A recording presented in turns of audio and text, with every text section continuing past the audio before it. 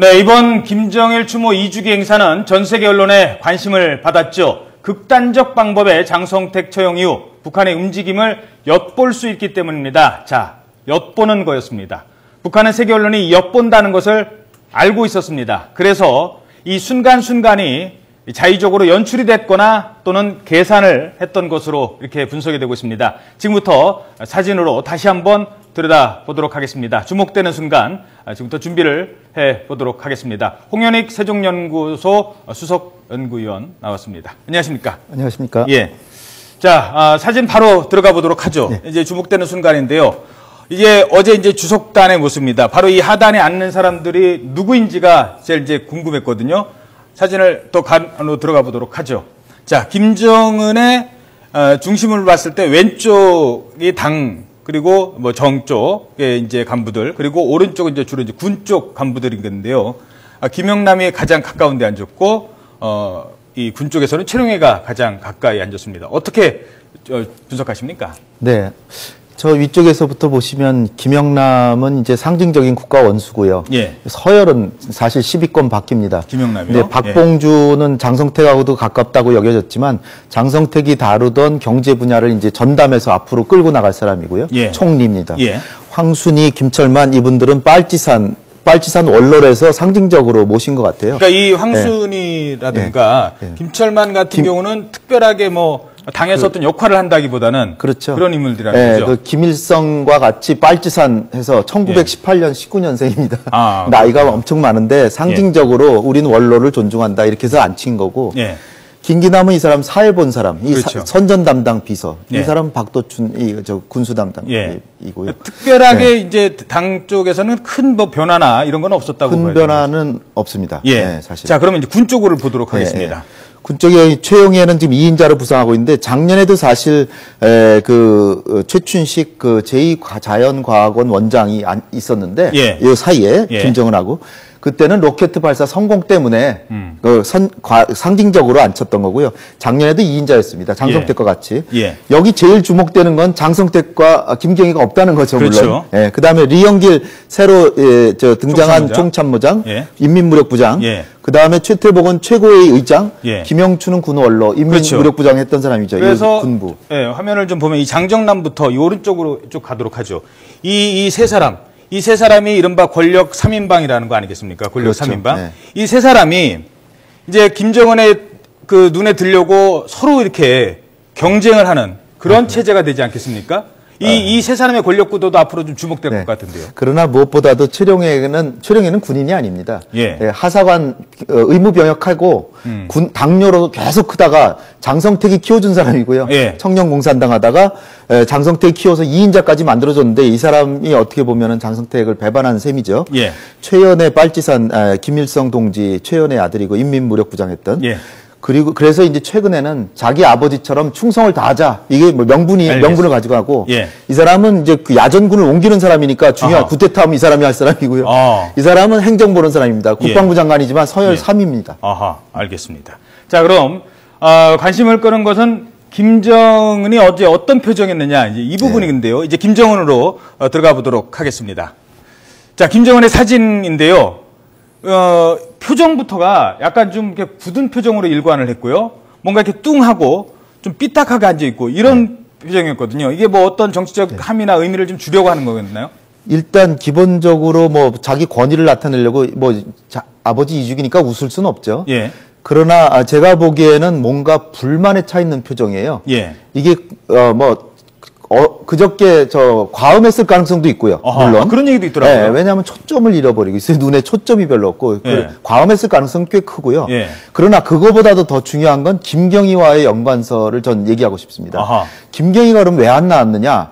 여러 가지 얘기할 수 있지만 일단 김정은이 홀로 서기 위해서 유일 영도 체제를 갖추기 위해서 더 이상 친척 세력의 힘이 필요 없다. 그래서 일부러 나오지 말라는 소리 있는데 그렇다면 그렇게 불만일 수가 없어요. 자기 뜻이 관철이 됐으니까. 뭔가 이루어지지 않았다는 거거든요. 아니라고 생각하고요. 두 번째는 건강이 너무 나빠서 안 나왔다. 그것도 뭐 원래 아프다와 자기 남편을 처형까지 하니까 굉장히 불만이어서 그때 쓰러졌다. 그래서 못 나왔어도 이렇게 불만일 것 같지는 않아요. 예. 그러나 저는 마지막 그 얘기가 제 생각인데요. 나오라 그랬는데 김경희가 거절했다.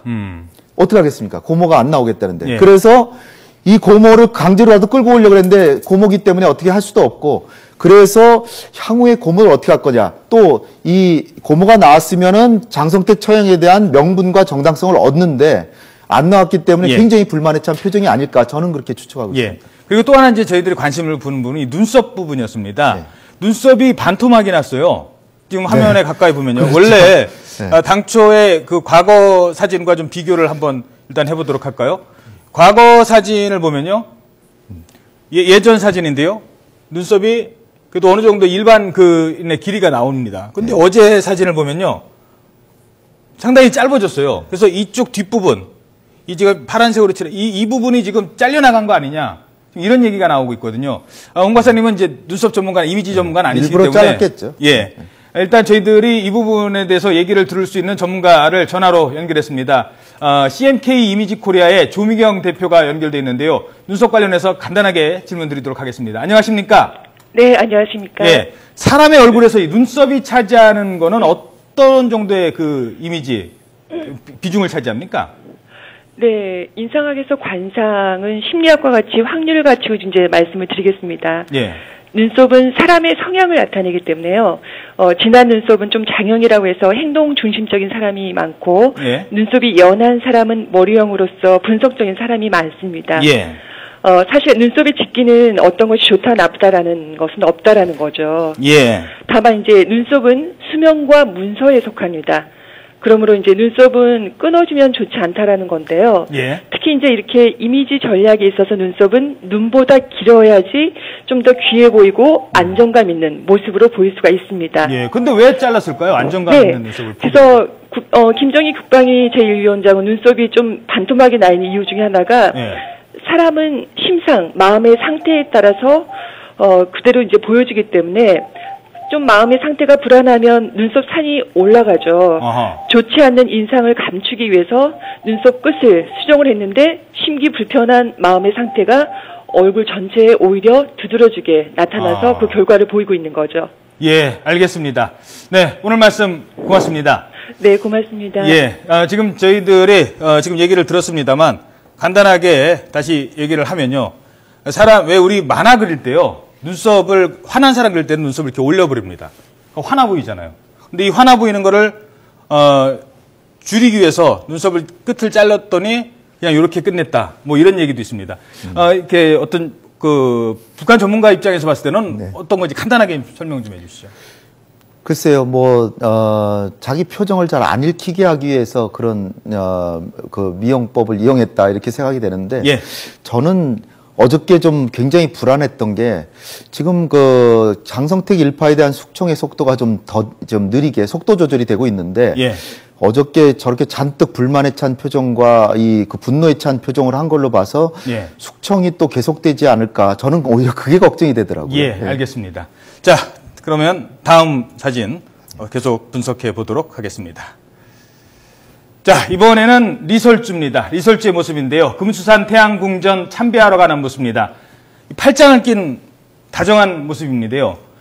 사실 팔짱 낀 모습을 공개한 건 어제가 처음은 아닙니다. 그 전에도 네. 있긴 있었는데 여기는 예를 들면 이제 참배하러 가는 자리 아닙니까? 네. 참배하러 가는데 이런 약간 그렇죠. 근엄한 자리에서 팔짱을 끼고 간다? 요건 좀 이해가 안 돼요. 네. 지난번에 팔짱 낀 데는요, 어디 유원지 갔을 때요. 그럴 때야 뭐 놀러 가니까. 근데 여기 놀러 가는 분위기 아닌데 어떤 의도가 있을까요?